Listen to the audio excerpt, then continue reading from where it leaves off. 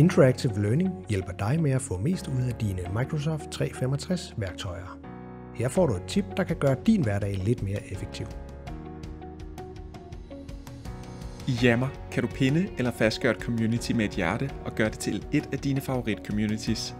På den måde sikrer du dig, at det altid er synligt og let tilgængeligt, som vist her.